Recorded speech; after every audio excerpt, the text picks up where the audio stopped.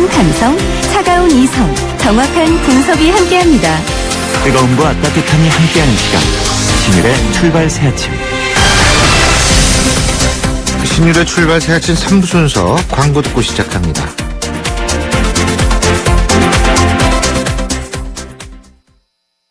안녕하세요. 영화배우 황정민입니다.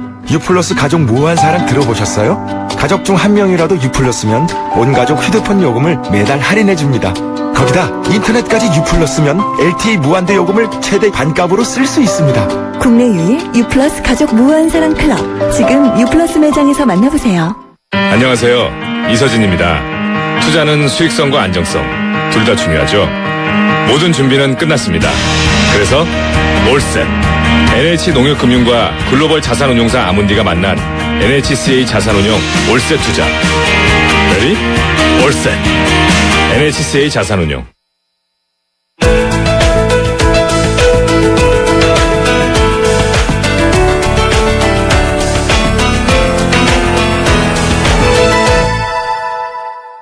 어제 오후에 비무장지대에서 화재가 발생했는데요. DMZ 특성상 야간 진화 작업을 할 수도 없고 소방 헬기도 군사 분계선 이북으로 넘어갈 수가 없어서 진화 작업 속도가 더딜 수밖에 없었다고 합니다.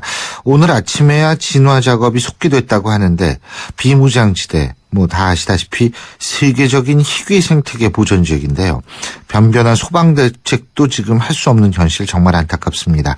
비무장지대 환경에 관심을 보여온 곳이죠. 녹색연합의 정규석 자연생태팀장 연결해서 관련 내용 알아보겠습니다. 정 팀장님 안녕하세요. 예, 안녕하세요. 예, 진화 작업이 아직도 진행 중에 있는 거죠?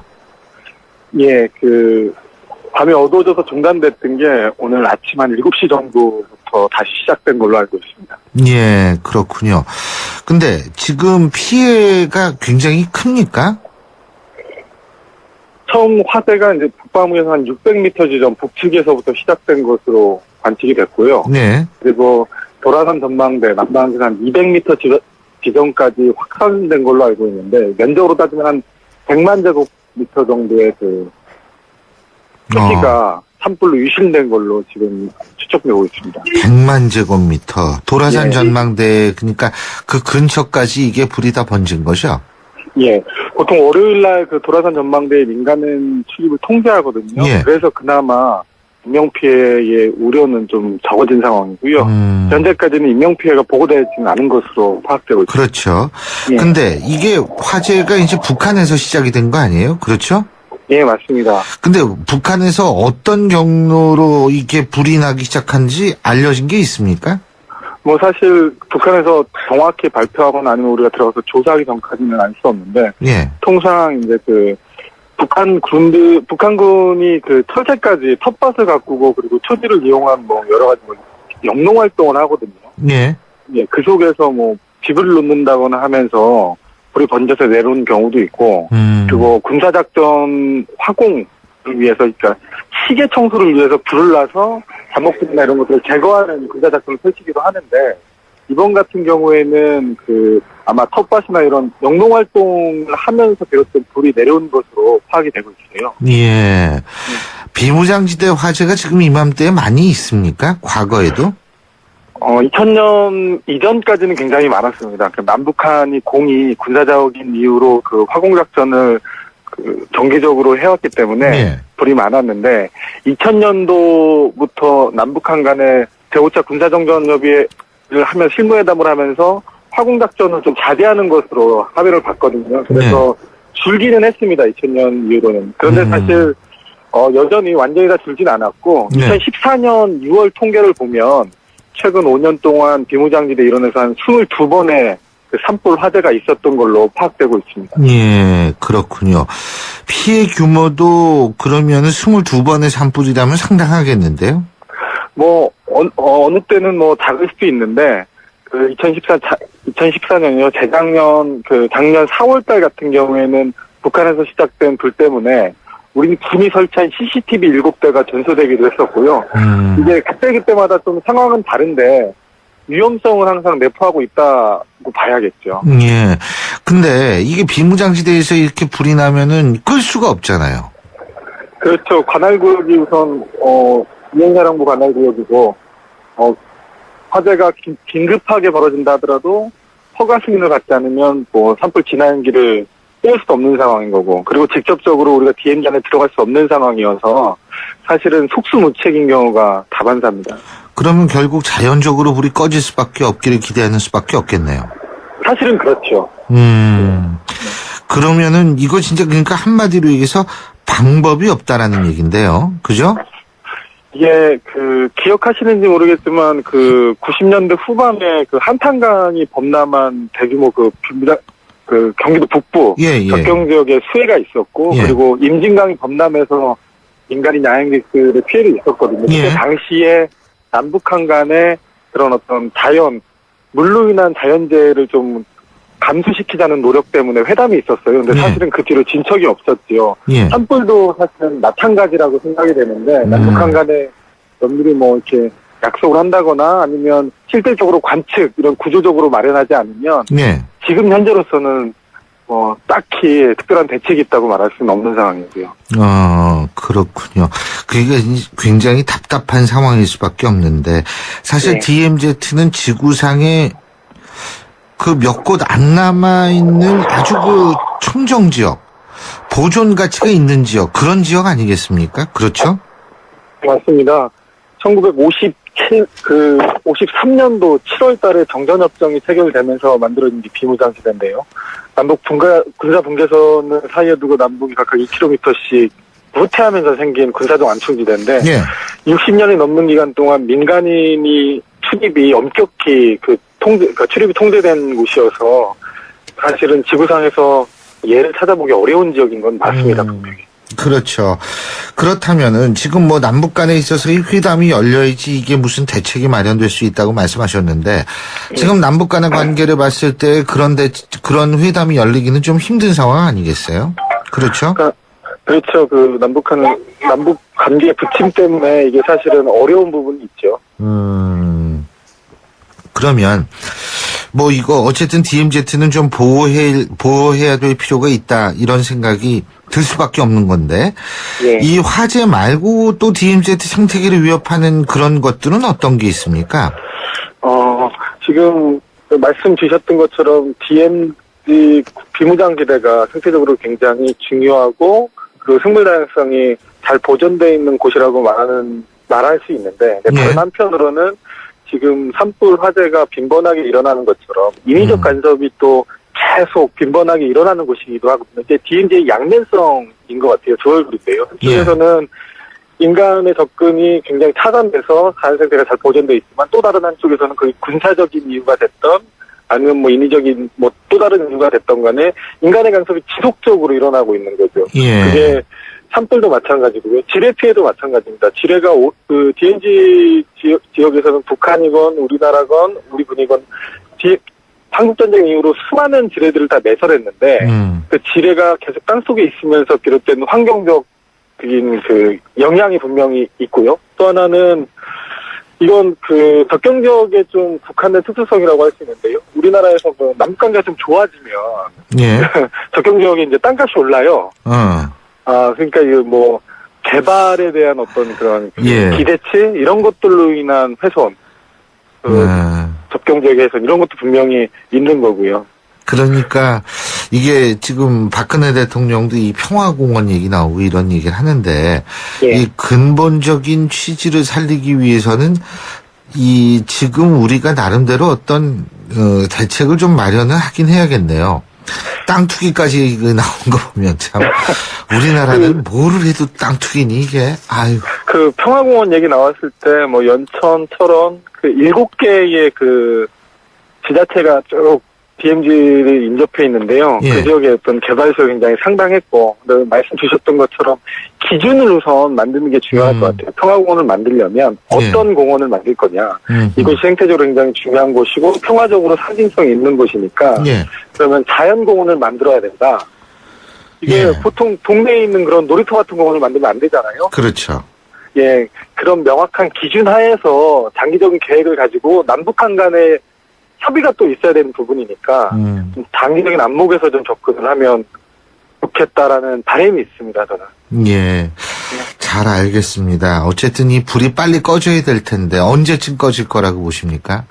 지금 관계당국에서는 7시 정도부터 뭐 한 소방일 7대를 투입을 해서 화재 진화를 하고 있는 것으로 알고 있는데요. 예. 잦아들었다고 해요. 지금 뭐 바람이 그렇게 크게 불지도 않고, 그래서 크게 번질 위험은 안 한다라고 하고 있는데, 예.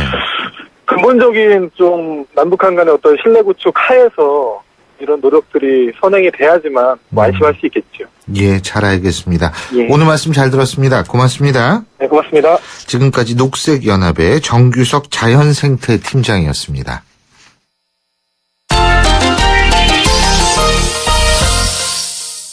스포츠 소식 알아보겠습니다. 경향신문 김세훈 기자 연결합니다. 김세훈 기자? 네, 안녕하세요. 예.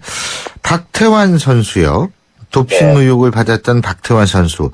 결국은 1년 6개월 선수 자격 정지 징계를 받았는데, 네. 뭐 이렇다면 리우 올림픽 출전이 가능하다며요?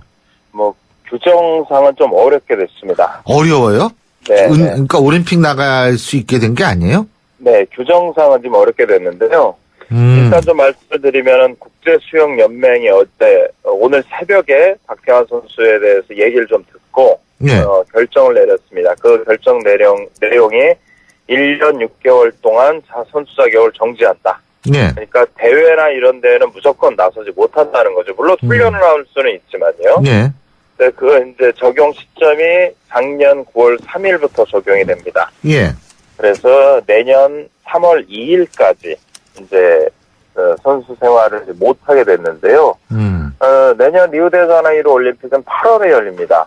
예. 그래서 그렇다 그러면 충분히 뭐 올림픽 나갈 수 있는 거 아니냐 이제 그런 얘기를 하실 수가 있는데 예. 지금 하나의 그 문제가 되고 있는 게 대한체육회 국가대표 선발 규정이 있거든요. 예. 거기에 보면 결격 사유 중에 하나가 이런 게 있습니다. 체육회나 경기단체에서 금지 약물 복용, 약물 사용 허용 또는 부추기는 행위 등으로 징계 처분을 받으면 징계가 만료된 날부터 3년이 경과하지 아니하면 국가대표가 될 수 없다. 이런 규정이 있어요. 예. 이게 지난해 7월에 마련한 규정입니다. 예. 그러니까 박태환 선수 입장에서는 내년 3월에 국제수영연맹 징계가 끝나도 예. 그때부터 3년 동안은 국가대표가 될 수 없다는 규정이죠. 그러니까 만약에 박태환 선수를 구제하겠다라고 하면은 규정을 지난해 바꿔야겠네요. 만들었던 이 규정을 또다시 완화를 해야 됩니다. 근데 과연 이걸 대한체육회가 할지 또 할 경우에 다른 선수들하고의 형평성이나 박태환을 위한 뭐 박태환법이 되는 거죠. 박태환법이. 그렇죠. 예, 박태환법이 되고 박태환을 위해서 규정을 바꾸는 게 결국은 계약을 한 거다라는 그런 비판도 있을 수가 있겠죠. 박태환 선수 입장에서는 선생활을 이어가기가 쉽지 않은 그런 상황이 됐고요. 또 이번에 1년 6개월 징계를 받으면서 인천 아시안 게임 때 땄던 메달이 모두 6개거든요. 예, 네. 그 메달도 모두 다 박탈이 됐습니다. 네, 지금 박태환 선수가 물론 재수할 가능성도 있지만요. 재수한다고 해도 승소가 제가 보기엔 좀 쉽지 않을 것 같은 그런 상황이죠. 오늘도 박태환 선수가 뭐 지난번에 그 호르몬 주사를 맞은 게 고의가 아니었다라고 얘기를 했지만 이걸 가지고는 국제수영연맹의 결정을 그 심사한 사람들을 설득시키기는 부족했죠. 그래서 언론에서 이제 올림픽 나갈 수 있다 이런 얘기를 했더니 이게 또 국내 규정에 걸리는군요. 네. 그렇습니다. 뭐 지금으로서는 사실 방법이 없는 셈이죠. 그러면은 박태환 선수 입장에서 볼 때는 은퇴를 선택하느냐 이 좀 고민이 되겠네요, 지금. 네. 예? 일단은 재선은 할 것 같고요. 예. 그래서 어떻게든 징계를 좀 줄이겠다라는 거에 재선할 것 같은데 말씀드린 대로 박태환 선수의 주장이 설득력이 떨어집니다. 예. 그러니까 이해는 할 수 있죠. 모르고 맞았다라고 그 상황은 이해를 할 수 있는데 그렇게 만약에 모르고 맞았다라는 걸 봐주기 시작하면 약물 복용을 하는 다른 선수들 고의로 했다 하더라도 다 봐줘야 되거든요. 네. 그렇게 그러니까 변명을 할 수가 있다 이런 말씀이시죠. 징계가 완화되기 좀 어려울 것 같습니다. 그렇군요. 참 안타깝네요. 예. 네. 그리고 LA 다저스의 류현진 선수요. 네. 어깨를 다친 게 심각한 상태라고 그러네요. 예, 이게 네. 어떤 거예요, 이게? 네. 이게 나흘 전에 공을 던지다가 왼쪽 어깨, 유현진 선수가 왼손잡이니까요. 왼쪽 어깨가 조금 아파서 주사를 맞았어요. 예. 코디손이라는 주사인데 이거 뭐 맞아도 괜찮은 선수들이 많이 맞는 주사고 염증 치료하는 주사인데 이걸 맞고 나서 3일 동안 훈련을 안 했습니다. 그리고 어제 공을 던졌어요. 예. 캐치볼이라고 해서 이제 뭐 있는 힘껏 다 던지는 게 아니라 공을 좀 천천히 던지면 30개 정도를 던지면 이제 거리도 좀 늘려가고 공 빠르기도 빠르게 하고 했는데 그러면서 통증이 또 왔습니다. 그래서 훈련을 중지를 하고 그리고 이제 정밀 검사를 오늘 받게 됩니다. 예. 돈 매팅리 감독 하는 얘기가 개막이 4월 7일입니다. 메이저리그가. 예. 네, 개막 한 달 정도는 4명의 선발 투수로도 할 수 있다. 이런 얘기 했거든요. 그러니까 유현진을 빼고 뭐 부상자 리스트에 오를 가능성이 지금 상당히 높아졌는데요. 유현진을 빼고 개막한다. 그러니까 4월 정도에는 유현진 선수가 메이저리그 모습을 드러내지 않을 가능성이 높아졌죠. 아, 그렇군요. 아니, 스포츠 소식 전해드리면서 이렇게 안 좋은 얘기만 전해드리는 것도 참 힘든데, 그죠? 그러니까요. 예. 워낙 중요한 뉴스들이라요. 맞습니다. 그리고 신인 김효주 선수, 요건 좀 뭐 좋은 소식인데, LPG 우승했죠. 그렇죠? 네. 우리나라 그렇습니다. 선수들 뭐 개막 6연승이네요. 그죠? 네. 우리나라 한국 계죠, 정확히 표현하면. 예. 그렇습니다. 6개 대회가 올해 열렸는데 그 6개 대회를 모두 우리나라 또는 우리나라케 리디아고가 한번 우승을 했죠. 뉴질랜드 국표. 네. 6개 대회를 한국계 선수들이 지금 휩쓸고 있고요. 어제는 김효주가 파운더스 컵이라는 대회에서 21언더파를 쳐서 18언더파를 친 스테이시 루이스를 꺾고 정상에 올랐습니다. 지난해 메이저 대회는 에비앙 마스터즈, 에비앙 챔피언십에서 정상에 오르고 나서 올해 LPGA 투어 출전권을 1년짜리 따냈었죠. 예. 그리고 출전한 세 번째 대회 만에 김효주가 우승을 신고를 했고요. 그러면서 우승 상금 2억 5천만 원 정도를 이제 받았고 경기가 김효주가 10번 홀에서 벌집이 있는 나무 쪽으로 공을 날리는 바람에 예. 구제를 받지 못하고 보기도 하고 했는데 2회에 계속 뭐 3개월 연속 버디를 잡아내면서 선두를 유지를 했고요. 예. 마지막 18번 홀에 재밌는 장면이 나왔어요. 그러니까 18번 홀이 파4홀인데 김효주가 세컨샷을 3m 정도에 홀컵 3m에 붙였고 동반 플레이어 스테이시 루이스가 6m에 떨어뜨렸거든요. 예.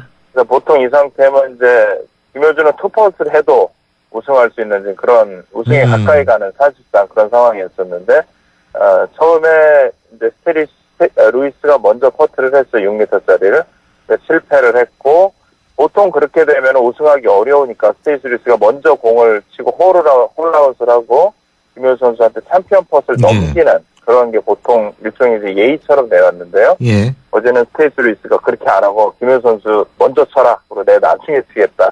이런 지금 상황이 연출이 됐어요. 그래서 예, 김효주가 못 넣을 거라고 3m 버디 퍼를 못 넣을 거라고 예상을 한 거죠. 근데 김효주가 그걸 집어넣으니까 스테이시 루이스 하는 말이 김효주의 침착함이 19살 소녀라고 믿기 어려웠다. 이런 얘기를 했죠. 예. 그래서 뭐 우리 선수들 올 시즌 펄펄 알고 있습니다. 예. 다음 대회에도 또 누가 우승할지도 기대가 됩니다. 그렇습니다. 오늘 말씀 여기까지 듣죠. 고맙습니다. 네, 고맙습니다. 경향신문 김세훈 기자였습니다. 출발 새 아침은 청취자들의 참여를 기다립니다. 짧은 문자 50원, 긴 문자 100원의 문자 서비스 혹은 트위터 YTN 알스타트로 함께해 주세요. 참여하신 분들 중 몇 분을 선정해 준비한 선물을 보내드립니다.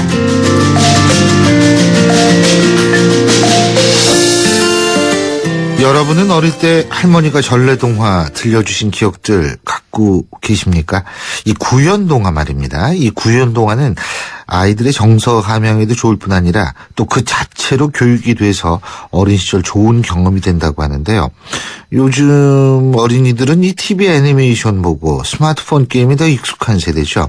그런데 이런 이야기 할머니들이 부활하고 있다고 합니다. 유치원에서 어린이들에게 옛날 이야기를 들려주는 프로그램을 도입하면서 이 할머니들의 활약이 대단하다고 하는데요. 이야기 할머니 활동하면서 아이들과 함께 시간을 보내고 계신 임향빈 할머니 연결해서 활약상을 한번 들어보겠습니다. 안녕하십니까? 네, 안녕하십니까? 아유, 목소리는 할머니가 아니시네. 예? 아니에요. 아니, 할머니예요. 연세 어떻게 되시는데요? 아, 지금 만으로 66세 됩니다. 요새는 66세 할머니 아니에요. 그냥 아주머니지. 그런가요? 예, 예. 네. 아, 손주분도 계세요? 네, 저 딸한테도 두 남매가 있고 아들한테도 남매가 있습니다. 아, 그러시군요. 네네. 어떻게, 이렇게 이야기 할머니로 활동하신 기간은 얼마나 되세요? 제가 2012년 교육받고 13년에 활동 시작했으니까 2년 지나고 지금 3년째 들어갑니다. 아, 2년 지나고 3년째요? 예. 조금, 아직은 뭐 좀 미숙합니다. 아유, 아니, 이야기 할머니가 생긴 지가 얼마 안 됐을 것 같은데, 2, 3년이면, 그래도 전체 활동하시는 분들 중에 한 중간이나. 중간은 되죠. 네네. 중간은 2009년부터 시작했거든요. 예. 아, 근데 어떤 계기로 여기 지원을 하시게 된 거예요? 제 우연히요, 친구로부터 이제 같이 한번 해보자를 권유를 받았는데, 아. 제가 원래 손자들한테 얘기해주는 걸 좋아했거든요. 예. 그래서, 이건 바로 저한테 알맞는 역할이다. 그렇게 생각해서 같이 지원해서 좀 하고 있습니다. 그렇군요. 아이들 네. 반응은 어떻습니까? 제 유치원 일에도 뭐 어린아이도 있지만 보통 만 3, 4, 5세 아이들이 대상이거든요. 예. 근데 만 4, 5세면은 우리 나이로 6, 7세 반인데, 글씨도 아주 잘 깨우치고, 예. 또 책도 많이 읽었더라고요. 그래서 할머니 이야기하면은 뭐 아주 호기심 있게 또 질문도 잘해요. 예. 근데 만 3세의 경우에는 저희들이 좀 더 쉬운 말로 좀 재밌게 들을 수 있도록, 아. 조그만 길어도 애들은 벌써 좀 태도가 틀려지거든요. 예. 그래서 걔네들이 이제 만 3세 애들한테는 더 재밌게 들을 수 있도록 풀어서 얘기를 들려줍니다. 예. 근데 어린애들일수록 예. 할머니한테 더 사랑받고 싶어서 아주 눈은 뭐 완전 초롱초롱하게 그리고 달려오죠. 예. 근데 이거 이렇게 얘기를 쫙 해주다 보면 이게 네. 좀 실제감 이런 게 중요한 거 아니에요? 실제감? 예를 들면 뭐 호랑이가 어흥하고 나왔어요. 이런 게 아니라 네. 어흥 뭐 이런 예, 물론 그런 임팩트를 주는 그런 거. 네? 당연히 그런 부분이 있는데 네. 우리 이제 이 한국국가진흥원에서 교육받은 할머니들은 네. 보통 이렇게 아주 심하게 그러니까 오버하지 않는다. 네, 오버는 절대로 아니고 그냥 구수한 옛날 이야기 하여튼 우리 옛 문화를 알려주고 선현 미담을 통해서 심성을 키워주는 데 중점을 두고 있기 때문에 너무 이렇게 뭐 오버는 안 합니다. 예. 지금 한국국학진흥원이라고 그러셨어요? 네네네. 네. 그러면 거기에서 교육을 받으시는군요. 거기에서, 예, 그렇죠. 일단 이제, 신규 교육을 먼저 받고, 처음에 서류 전형하고 면접 시험 통과한 할머니들은요. 서류 전형 면접. 예. 아주 대단합니다, 요즘에. 예, 그럼요. 그래서 이제 한국국학진흥원이 안동에 있어요. 예. 거기서 2박 3일 신규 교육을 받고, 또 이제 각자 지역에서 전국적이니까요. 6개월에 걸쳐서 또 원래 교육을 받습니다. 예. 예, 그런데 그 교육을 받을 때, 이제 이야기 할머니 또 기본 소양이 있지 않겠습니까? 그렇죠. 개인적인 그 소양을 받고, 또 이야기 활동도 또 잘해야 되니까 아이들하고 맞는 그 실습을 받고 난 다음에 수료증을 받아요. 예. 그 다음에 이제 지원한 다음 해에 가서야 이제 교육기관에 파견이 됩니다. 아, 그렇군요. 네, 쉬운 일이 아닙니다. 근데, 당연하죠. 근데, 네. 이런 거 여쭤봐도 되나? 자원봉사는 이거는 우리는 자원봉사에 이제 포함이 돼 있죠. 그러면은, 예, 근데, 교통비도 조금의, 아니, 그런 정도는 이제 사례를 주시고 있네요. 네. 그거는 그건 필요하죠, 사실은. 예. 예, 그렇죠. 아니, 물론 꼭 그걸 바래서 하시지는 않습니다. 모두들 좀 보람을 가지고 하시죠. 물론 그렇죠. 예. 근데 그래도 교통비는 있어야죠. 그러니까 그런 정도의 이제 보답을 해주시는 그렇죠. 것 같아요. 그러니까 아이들은 어떤 얘기 제일 좋아해요? 그래서 제가 이제 2년 동안 쭉 해보니까. 예. 어린아이들일수록 이게 막 동물, 조금 아까 말씀하셨듯이 어흥한다든지 그런 게 극적인 장면 같은 거는 당연히 호기심 있게 재미있게 듣고 있어요. 예. 그리고 장군, 예를 들어서 강감찬 장군의 얘기를 하면 이순신 장군은 언제 해주나 그런다든지 그런 모험담을 좋아하긴 하는데 우리 선현미담이라는 거는 여러 가지 이제 그게 있으니까 예. 그 이야기 주제를 잘 살려서 들려주면 거기에 맞게 아이들이 굉장히 하여튼 호기심을 가지고 잘 들으려고 노력을 해요. 예. 주제에 맞게. 사실 저도 동화를 이렇게 보면은요.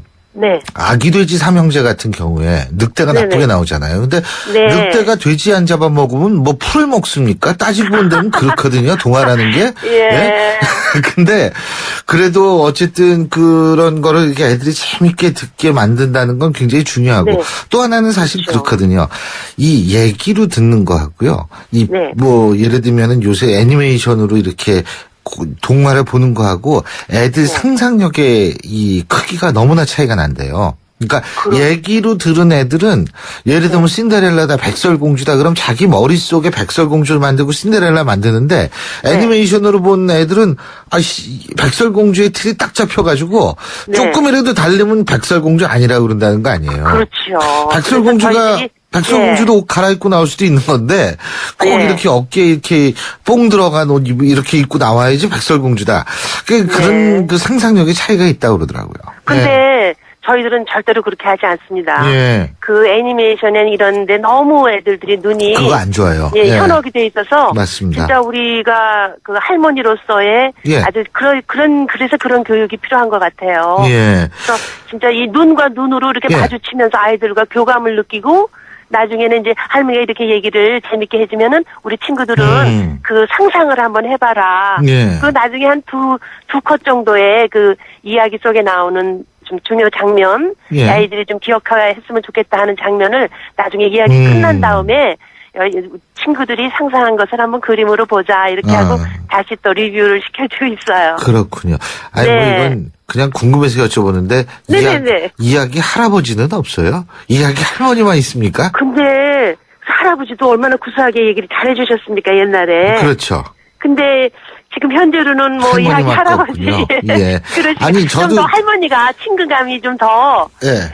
그러신 것 같아요. 아무래도 남자분 할아버지 아버지는 조금 좀 가부장적인 그런 게 좀 있어서 그런가요? 모르겠어요.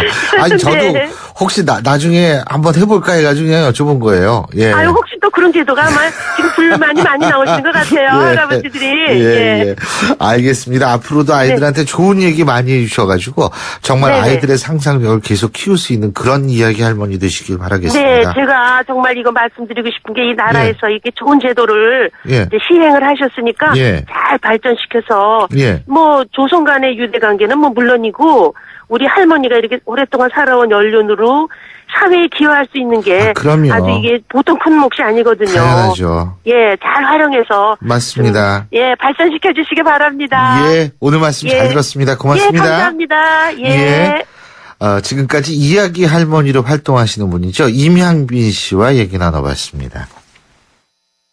차오가 같네 차오가 같아 2588 2588 홍제동 김수미 상담원 대리운전 1기 오늘은 실수로 이중 배차가 돼서 택시비 달라는 기사님과 나한테 직접 오라는 고객님 달래느라 고생 좀 했네.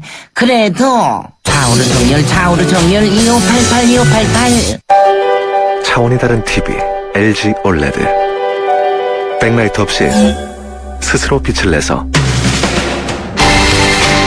자연색 그대로 보여주는 TV입니다. 차원이 다른 LG OLED TV. 신율의 출발새 아침 3부 순서는 여기서 줄이겠습니다. 잠시 뒤 4부에서 뵙죠.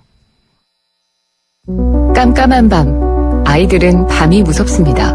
부모님이 오실 때까지 뜬 눈으로 무섭고 외로운 밤을 버텨내야 합니다. 따뜻한 저녁 식사는 꿈도 꾸지 못합니다. 이 아이들에게 더 이상 두렵지 않은 행복한 밤을 선사해주세요.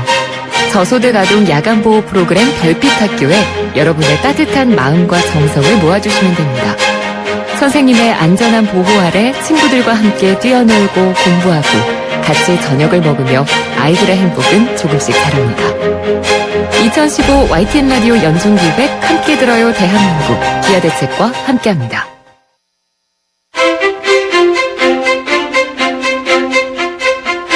여러분은 지금 신율 교수가 진행하는 출발 새 아침을 듣고 계십니다.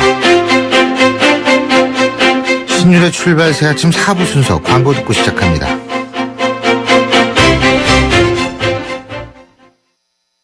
난 귀찮은 거 싫어해요. TV 볼 때 제목만 말해도 바로 보여주고 내가 좋아할 만한 거 알아서 좀 챙겨줘요. 올레 TV는 할 수 있죠? 당연하죠. 말만 하면 찾아주고 보고 싶은 영화 알아서 추천해주는 올레 TV. 좋은 선택을 하라. 올레. 양동근의 캔디의 소리를 찾아서. 재림 오빠는 어땠어? 난 스웨트. 넌? 난 딜리셔스 했는데. 이 소리는 캔디 크러쉬에 빠진 송재림 김소은 커플이 사탕 타령하고 있는 소리입니다. 사탕이? 그럼 다운해. 내 삶의 스윗 소다, 캔디 크러쉬 소다. 전체 이용가. 피자 가격이냐 맛이냐 그것이 문제로다. 광수씨, 피자헛에선 둘 다 포기하지 마세요. 크랩시림프, 포테이토 소시지, 치즈 치즈, 갈릭 불고기. 5천만이 사랑하는 토핑만 올려 더 맛있는 피자. 두 판 주문 시 한 판 9,900원. 피자헛.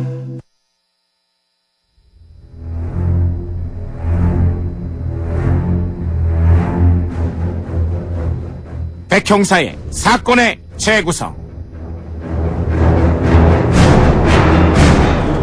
백형사의 사건의 재구성.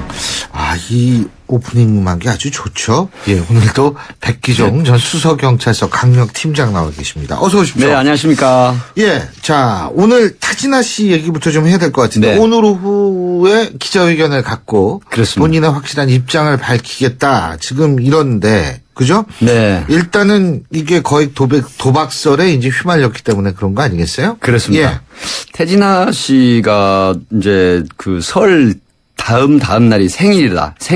이제 이렇게 돼가지고 LA에 있는 그 H 카지노에 갔었는데 결국은 이게 시사저널을 우리나라에 있는 시사저널하고 아무 상관없는 시사저널 USA라는 미국 LA에 있는 아마 그 예. 지역 신문이라고 합니다. 그거는 이제 분명히 해줘야 돼요. 시사저널과 우리나라 그렇습니다. 시사저널과 예, 전혀 관계가 없습니다. 관계없는 예, 그런 매체입니다. 우리나라 시사저널도 참 곤욕을 치러서 가지고 그렇습니다. 전혀 상관이 없는 겁니다. 근데 여기 이제 기자가 뭐 다른 취재차 갔다가 예. 그 태진아 씨하고 이루 씨랑 태진아 씨 매니저가 그 카지노장에 들어왔는데 그 안에서 3,000불을 바꿔서 VIP 룸에서 이제 도박을 하는 걸 목격을 했다. 이제 이렇게 돼서 최초에 그 태진아 씨에게 5가지 질문을 보냈다고 합니다. 예. 그 보도를 하기 전에. 그런데 이제 이게 노출이 언론에 되면서 태진아 씨 쪽에서는 무슨 얘기냐. 15달러 정도에다 1,000달러 정도를 했고, 가족들하고 그냥 심심풀이로 했다. 근데 이제 이게 결국은 양쪽이 점립 가경으로 계속 진술이 지금 올라가고 있는데 근데 이제 조금 아쉬운 건 이 태진아 씨 쪽에서 25만 달러를 협박을 했다. 보도 안 하는 조건으로. 지금 이게 쟁점화가 되고 있는데 사실은 이게 쟁점이 아니죠. 그 공인으로서 연예인으로서 큰 도박을 했느냐 안 했느냐. 이제 이런 건데 이게 지금 시사저널 USA 쪽에서도 2탄을 발표하겠다 그러고 오늘 오후 1시에 태진아 씨 쪽에서 이제 입장을 발표하겠다고 하는데 지금 그 애국한 외환관리법 위반이나 또 도박 부분이 있었느냐 없었느냐 또 공인으로서 거짓말을 하느냐 안 하느냐 이것도 지금 초미의 관심사로 떠오르고 있습니다. 예. 근데 하이 리밋 드래곤 바카라. 네. 저는 사실 고스톱도 못 치거든요. 진짜로. 그래서 이게 뭐예요? 예, 하이리밋 드래곤이라고 이제 바카라라고 하는 게 원래 도박하는 사람이 특히 아시아 쪽 사람들이 열광을 하는 도박의 하나인데 네. 쉽게 말하면 카드 2장을 나눠주고 이 뱅커와 그다음에 이제 그 다른 쪽 이게 플레이어 쪽에 이제 원래 거는 거거든요. 근데 숫자 2장 합이 9에 가까운 숫자. 가 이기는 겁니다. 9에 가까운 네. 숫자. 그래서 하이리밋 드래곤 같은 경우에는 그 개인적인 취재를 해보면 기본 베팅이 1,000달러. 우리나라 돈으로 100만 원, 한 110만 원 정도 되죠. 그리고 최고 25,000달러까지 1회 할 수 있고 1분 만약에 1대1로 하면 30초에 한 게임이 끝나고 보통 7명이 정도 앉아서 하는데 30회에서 60회 정도를 할 수가 있고 1대1로 하게 되면 최고 120회까지 할 수 있다고 합니다. 그런데 1회에 만약에 이 1,000달러만 간다 그래도 30회에서 60회면 엄청난 돈이죠. 그런데 이제 쟁점이 되는 게 있죠. 지금 시사저널 USA의 브래들리 김이라는 기자는 4시간을 한 걸 목격을 했다. 태진아 수건 아니다. 1시간만 했다. 근데 1시간만 했다고 하더라도 과연 하이리밋 드래곤 이 바카라를 했다는. 하이리밋 드래곤 바카라를 했는지 아니 딴 걸 했는지는 모르잖아요. 지금 최진아 씨는 이건 인정은 안 하는 거 아니에요? 아닙니다. 이 바카라를 했다고 인정을 하는데 이제 여기에서 하이리밋 드래곤 바카라 했다고는 아직까지 공식적인 발표는 안 했지만 지금 그 호스팅 업체라든가 호텔 그다음에 그 관련 사람들의 제 진술을 들어보면 이 하이리밋 드래곤 하는 바카라 게임 하는 업장이었다. 이렇게 지금 얘기를 하고 있습니다. 근데 이게 외국에서 도박을 했다라고 가정을 했을 때 이게 국내에서 걸리는 거요. 뭐 사실은 일시적인 오락으로 한 게 드러나면 불입건합니다.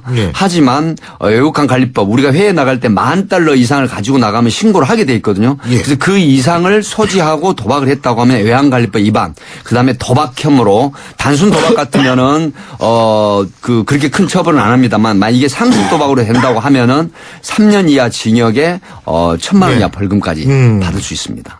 그렇군요. 어쨌든 오늘 오후에 기자회견이 있다니까 이거 좀 보고서 얘기를 해줘. 자, 두 번째 사건은 파렴치한 폐륜 범죄인데 이것도 말이 안 돼. 아니 자기 어머니를 숨지게 하고서 놀이공원에 놀러 갔다. 이거는 정신 이상 아닙니까? 이 정도면? 사실 서울 경기도 분당 경찰서에서 취급한 사건인데요. 사실 발생은 작년 4월 달에 발생을 했죠. 그 성남 분당 집에서 어머니와 하고 평소에 휴대폰 그다음에 대학교 가는 이런 학업 문제 때문에 갈등이 심했습니다. 그렇게 돼서 이제 계속 스트레스를 안고 있다가 결국은 작년 4월 달에 어머니한테 수면제 같은 물을 들여서 마시게 하고 잠이 든 어머니 그 침대 매트리스에 불을 지르고 그다음에 그때 또 한 행동이 있죠. 어머니 휴대폰으로 외삼촌에게 내 딸을 잘 부탁한다. 그동안 미안했다라는 메시지를 남기고 그리고 이제 자기 친구를 불러서 놀이동산을 가서 놀다가 전화를 받습니다. 경찰로부터. 그래서 이제 경찰서로 와서 그 유족 조서를 받는데 경찰관이 유심히 보니까 뭔가 진술이 앞뒤가 안 맞는 것 같고 그다음에 이제 소지품을 보는데 거기에 그 휴대폰이 어머니 휴대폰이 나온 거예요. 그래서 그때 이거는 뭔가 문제가 있다. 그렇게 돼서 이제 부검 의뢰를 했는데 부검 의뢰를 해보니까 결국 수면제가 검출이 된 것이죠. 그래서 나중에 자백을 했는데 이제 징역은 그 2심에서 이제 징역을 이제 10년을 받았던 사안입니다. 이게 존속 살해인데 10년밖에 안 나와요? 네, 그렇습니다. 이제 사연이 있었습니다. 쉽게 말을 하면은 가족 간에 불화가 있었고 어렸을 때 조기 이혼을 했는데 그 동안에 가정 불화 탓에 반사회적 성격이 상당히 생기고 또 정신적인 그런 질환이 생겼다고 합니다. 그래서 뭐 우울증이라든가 이런 형태. 그래서 그게 이제 항소심에서 받아들여 가지고 결국은 징역 10년을 선고한 사항인데 이게 어떻게 보면 저는 개인적으로 이 부분은 이해가 된다고 봅니다. 네. 그 부모로 인한 또 가정 불화로 인한 그 제2의 정신질환이라든가 또 우울증이라든가 같은 스트레스성 그런 질환이 생겼기 때문에 이런 부분은 법정에서 아마 그 배심원들이 배심원 9명이 이제 했는데요. 결국 7명은 징역 10년, 그다음에 2분은 15년, 8년 이렇게 했는데 결국 재판부에서 징역 10년을 받아들여서 징역 10년으로 선고한 사안입니다. 국민참여재판은 배심원들이 형량의 의견도 내는 거예요? 굉장히 중요하게 받아들입니다. 요즘은 추세가. 그렇군요. 네네. 예. 그리고 이 다음 사건은 더 끔찍한데. 자기 사귀던 사람을 살해한 후에 일주일 동안 트렁크에 싣고 다닌 사건이라고 하는데. 뭐 짧게 설명을 먼저 드리죠. 경남 진주에서 발생을 한 건데 얼마 전에 발생을 했습니다. 그런데 25세 된 남자가 호스트바라고 호바라고 보통 이러죠.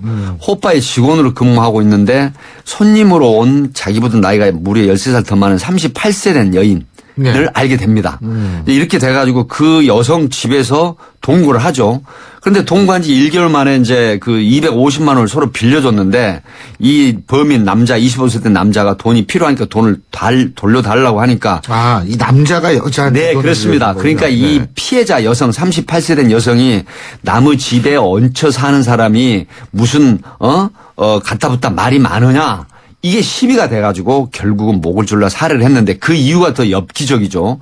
이 사람이 이 동거녀를 자기 차 트렁크에 싣고 일주일간 다니면서 미용실에 가서 머리 자르고 자기 가족을 만나서 외식을 하고 또 어떤 그 유흥을 즐기고 계속 그 차는 밖에 세워둔 상태로 이런 형태 돼가지고 결국 이게 나중에 체포가 됐는데 사후에 이게 밝혀진 겁니다. 이렇게 돼서 이게 굉장히 엽기적인 거다 그래가지고 결국은 그 징역 15년을 선고받았는데 지금 앞에서 어머니를 살해한 부분이 물론 존속 살해지만 10년은 그 양형의 어떤 참작할 점이 있지만 15년 선고한 부분은 지금 인터넷이나 또 많은 일반인 국민들이 그 굉장히 선뜻 이해하지 못한 형량이다. 이렇게 지금 여론이 높이 비난하고 있죠. 아니 근데 이거 사이코패스 아니에요? 사이코패스라는 개념은 제가 개인적인 취재를 해보니까 사이코패스 개념은 없었다고 합니다. 왜 그러냐면 쉽게 말하면 언뜻 사이코패스일 소지가 많은데 굉장히 그 가족에게 이제 이런 얘기를 아마 했었던 것 같아요. 그래서 결국은 아버지가 그 대신 신고를 했습니다. 그래서 남해 고속도로에 있는 그 휴게소에서 대기하고 있다가 결국 자수를 한 형태로 체포가 됐기 때문에 그래서 사이코패스는 아니고 뭐 범죄에 대해서 많이 뉘우치고 있는데 아버지가 결국은 신고해서 자수한 걸로 이렇게 돼 있습니다. 아니 근데 이게 이렇게 트렁크에 넣고서 다녔던 게 이게 정상 그렇습니다. 일반적으로 정상은 아닌데 상식적으로는 도저히 경찰에서는 굉장히 고민을 많이 하고 또 겁이 났었다. 그래서 자수할 생각을 하다가 결국 아버지에게 털어놨다. 이렇게 됐기 때문에 아마 그 부분이 좀 참작이 된 걸로 해서 선고가 15년. 자수하면 형의 감경 사유가 되기 때문에 그렇게 된 것 같습니다.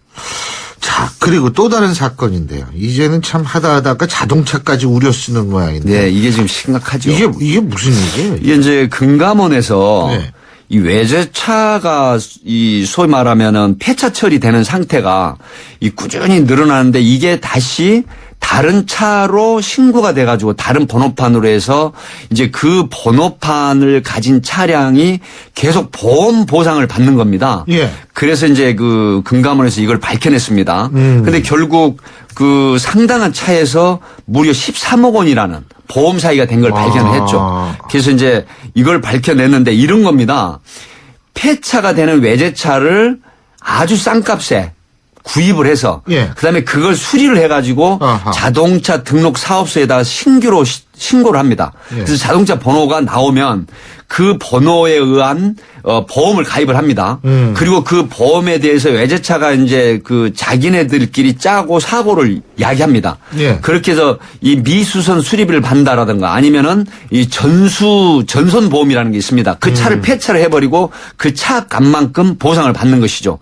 이런 형태로 해서 무려 몇 명은 1억 원이 넘는 돈, 또 7, 8명은 뭐 5천만 원 이상의 돈, 또 대개 나머지는 2천에서 3천만 원 정도의 이런 이 손실 보상 보험 처리를 받은 겁니다. 근데 우리가 지금 1년에 3조 4천억, 1인당 7만 원, 한 가구에 20만 원씩 이 보험 사기 때문에 물어주고 있는 택이거든요. 지금 이게 지금 상당히 심각한 거기 때문에 이런 부분에서 이번에 금감원에서 상당히 좋은 아이템으로 발굴을 해서 보험 사기 방지하는 데 큰 역할을 한 것 같습니다. 아까 미수선 수리비라고 그러셨나요? 그게 뭐예요? 이게 이겁니다. 이 외제차는 쉽게 말하면 보험회사에서 지정한 그런 공업사에서 고치는 게 아니고 내가 아는 공업사에 고치겠다. 그러니까 견적서만 제출하면 그 견적서만큼 현금으로 보상을 해주는 겁니다. 그럼 그 돈을 받고 그다음에 수리는 엉뚱한 데서 하죠. 그래서 그렇게 해서 보험금을 이 보험 사기단이 나눠갖고 분배받는 형식으로 이루어지는 보험 사기입니다. 그렇군요. 8192님 이런 질문해 주셨어요. 팀장님이 검거해서 구속했던 범인을 사회에서 우연히 만난 적이 혹시 있으신가요? 실제 있습니다. 예, 살인 사건의 주범을 한 3년 만에 그 제가 좀 앞에서 만났는데 굉장히 썸뜩하더라고요, 처음에는. 제가 그때 이제 한 17, 18년째 그 경찰관 생활을 할 텐데 그런데 이제 결국 저는 죄는 미워해도 인간은 미워하지 말라 그런 항상 생각을 하고 있어서 사실 기분은 내키지 않았지만 제가 점에 데리고 들어와서 어떻게 사느냐, 직업은 다시 찾았느냐 하면서 이제 케이크도 사주고 또 담배도 좀 사주고 했었거든요. 근데 그 뒤에 이 사람을 제가 그 재건대라고 그 당시에는 재건대라는 게 있었습니다, 지역에. 거기에 취업을 시켜줬는데 1년에 한 번씩 꼭 그 참 죄송한 얘기입니다만 1년에 한 번씩 꼭 사과를 한 박스씩 보내서 받은 적이 있거든요. 그건 또 안 받으면 안 되는 게 그 사람은 1년간 열심히 해서 고맙다는 차원에서 보내는 거거든요. 그거의 성의죠, 성의. 예, 그렇게 해서 그 사람이 또 많은 그 범죄 정보도 제공을 해서 그래서 제가 그 사건을 많이 한 그런 경험도 있습니다. 이게 처음에는 좀 저걸로 시작했는데 아주 끝에는 훈훈한 아주 그 정말 인간적인 측면으로 끝나네요. 그 사람이 예. 그 나이가 그 당시 47세였는데 이제 출소하고 나올 때요. 그러니까 젊은 예. 시절에 그랬는데 예. 본성은 굉장히 착한 사람이더라고요. 참 모두가 그렇죠. 예, 오늘 말씀 여기까지 듣겠습니다. 고맙습니다. 네, 감사합니다. 예, 지금까지 백기종 전 수서경찰서 강력팀장이었습니다. 에이스 고객 이정재, 침대를 말하다. 가구는 디자인만 보고 사도 되지.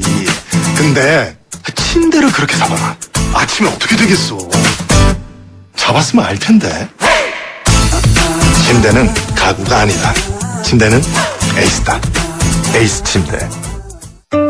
가나다라 마바사 자차카타파 하전해주고 싶은 얘기 바람 명에 담으면 그들이 모자랄지도 몰라. 병 하나에 담을 수 없는 초정탄산수 이야기. 파란을 일으키다. 초정탄산수. 하얀 쌀에 옛 어머니의 지혜가 더해지면 들리세요? 한 방울도 뺏기지 않는 빨간 쌀의 능력. 촉촉해지고 싶은 만큼 촉촉해져요. 진한 보습이니까 한율 진액 스킨. 우리 같이 놀아요. 힘을 주며 공을 차며 놀아요. 마음껏 뛰어요. 신나게 소리쳐. 오늘 너 아이답게 내일 너 자유롭게 래퍼키즈. 신율의 출발새 아침 오늘 순서는 여기서 줄이겠습니다. 전 내일 아침 7시 15분에 여러분 다시 찾아뵙죠. 청취해주신 여러분 고맙습니다.